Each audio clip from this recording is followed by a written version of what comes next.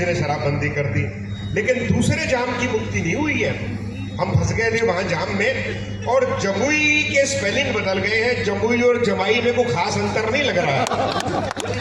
आप चीजें महसूस कर सकते हैं, कहने की जरूरत नहीं हुआ करती किसी चीज को।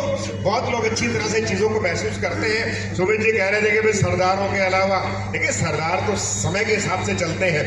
जब आजादी से पहले बलिदानों की जरूरत पड़ी, सरदारों ने बलिदान दिए। जब उसके बाद जो है गेहूं की कमी हुई, तो पंजाब में जो है लोगों ने जो है मन किए करके और फसलें उगाई और अन्न की खाद्यान्न की कमी दूर हुई। और उसके बाद जब ये टेंशन बढ़ गई, आइए सर आइए, स्वागत है आपका। अरे भाई मैं तो नहीं जानता सर इनके बारे में, लेकिन भाई जगह जरा अपना सम्मान सही दे दीजिए। आइए सर, स्वागत है आपका। तो जब टेंशन हो गई दुनिया के अंदर, तो सरदारों ने कहा चुटकुले बुटकुले बनाने हमारे पे बना लो, हम कौन सा परेशान हो रहे हैं। तो हमने तो हमेशा त्याग और बलिदान की कथा लिखी है। और ये कार्यक्रम, भाई लोगों बैठ जाओ अब यार, आपकी तो कार्यक्रम को आरंभ होने दोगे नहीं दोगे, बैठ जाओ। पंकज जी कहाँ चले गए आप? अरे आओ बैठो यहाँ, आपको देख देख के हम दो चार बात याद आ जाएंगे हैं। आइए देखिए, कार्यक्रम थोड़ा सा विलंब से शुरू हो रहा है, लेकिन हम भारतीय परंपरा के लोग हैं। अगर हम सही कार्यक्रम को सही टाइम पे शुरू कर दें तो बड़ी बेइज्जती नहीं हो जाएगी, बताओ। गांधी जी नाराज नहीं हो जाएंगे हैं? गांधी जी कहेंगे ससुरो तुम्हें कहा था टाइम से कम 1 घंटा तो कम से कम लेट जाना, तुम पहले क्यों आ गए?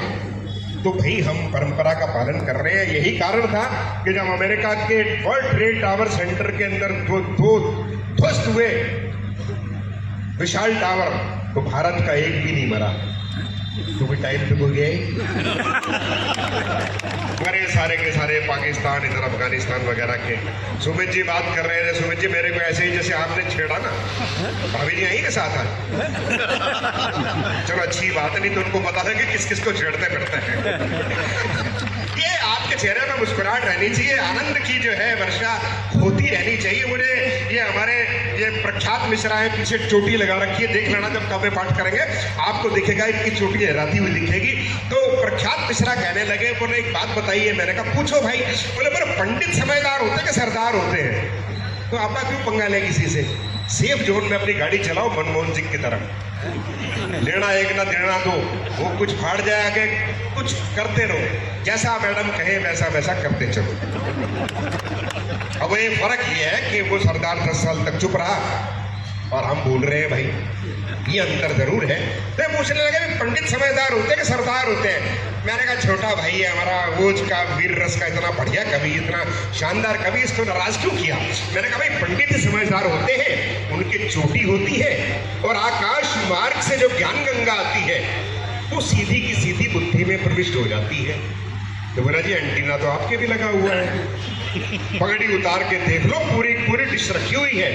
मैंने कहा प्रख्यात भाई, ज्ञान अपने को आता है, थोक में आता है, पर समस्या क्या है कि दाढ़ी से अर्थ होके नीचे चला जाए।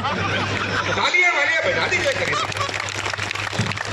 मौसम विपरीत है, लेकिन मैं जानता हूं जमुई के श्रोताओं को ये मेरी चौथी यात्रा है।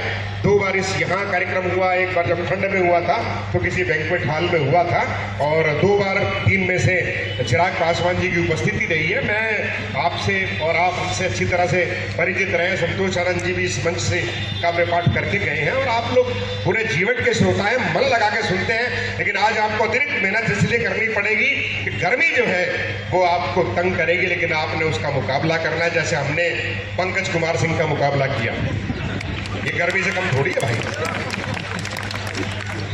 तो ये बोले भी आपके एंटीना लगा हुआ है। मैंने कहा भी लगा तो हुआ, लेकिन हमारे सारे के सारी जो है वो अर्थ हो जाती है, जो ज्ञान आता है वो सारा का सारा अर्थ हो जाता है। हंस की बात है, लेकिन ईमानदारी की बात यह है कि जब किसी सरदार जी की बुद्धि अर्थ होकर खेतों में पहुंचती है तो वह फसलें नहीं सोना लहला उठता है।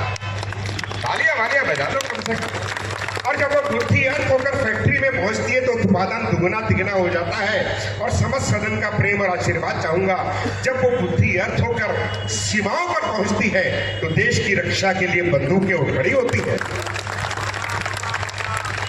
मित्रों बहुत बढ़िया तालियां बजा रहे हैं, लेकिन मैं आपको फार्मूला बता दूं। हमारी पूर्व सांसद जी भी यहाँ मौजूद हैं और ये कंचन जी भी मेरे ख्याल जो डायरेक्टर हैं वो मौजूद है, तमाम लोग हैं, सबके नाम ले दिए गए हैं। मैं भी धीरे धीरे सबके नाम ले दूंगा।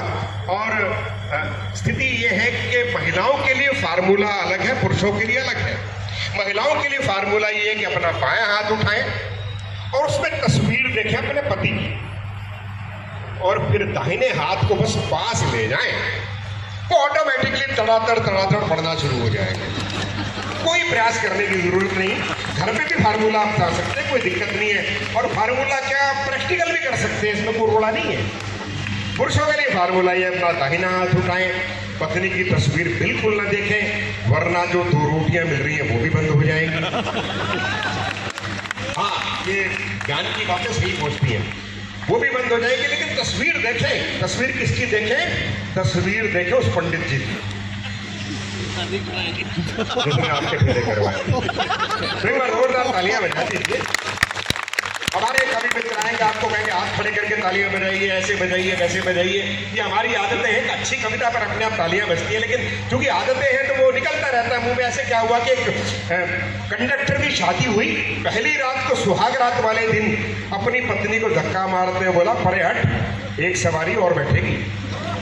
आदत की बात है। आज ये जो पीछे से आवाज है, जब तक आपकी आवाज नहीं निकलेगी तब तक कार्यक्रम में तो नहीं आएगा। मेरे लिए भी चाय रख दी जाए। हाँ, क्योंकि मोदी जी ने तो काम बंद कर दिया ये 20-25 साल से। पहले किया करते थे, अब वो चाय वाला मामला उनका बंद है। तू ही मेरा है भाई, अगला प्रधानमंत्री तू ही है मेरा। भाई देखो, किसी को शुभकामना देने में क्या दिक्कत है अपने को? अब उनको तो नहीं सकते जो मंदबुद्धि लोग हैं। विकास बौखल के बारे में कह रहे थे बौखलाहट। ये विकास बौखल जो है, बौखल नाम है मंदबुद्धि लोगों का। बौखल का जो है उत्तर प्रदेश के हैं, ये इसका अर्थ होता है मंदबुद्धि, कम दिमाग का। राजनीति में बहुत लोग हैं, आप खुद ही जानते हो, हम काय को बताएं किसी के बारे में, क्यों ज्ञान प्रकट करें। ये विकास बौखल है। मुझे कह रहे थे कि जब तक घर नहीं जाता हूँ पत्नी खाना नहीं खाती है। अरे मैंने कहा ऐसी पत्नी आजकल मिलती कहाँ है? बोलो भाई साहब वो बात नहीं, जब घर जाता हूँ बनाता हूँ तो खाती है। तालियां बजा दीजिए जोरदार। और इधर ये कविता तिवारी है, उसका नाम महिला सशक्तिकरण की बात करने वाली शिष्ट शालीन कवित्री। आपने कवित्रियों को अक्सर देखा होगा यूट्यूब के अंदर भद्दे भद्दे और ऐसे वाहियात नोक झोंक की स्थितियों में, और आम जनता के मन में छवि ऐसी बन जाती है। जैसे सुमित कुमार जी के मन में हम लोगों की छवि ये है कि हम तो जो है फजूल वाले लोग हैं। ऐसी बात नहीं सर, नहीं ऐसी कोई बात। आप काहे को दुनिया पड़ी है जिन पर विषय बहुत है। आप ये एकाधिकार ना समझिए कि आपका विषय है, विषय बहुत है। आप बैठिए और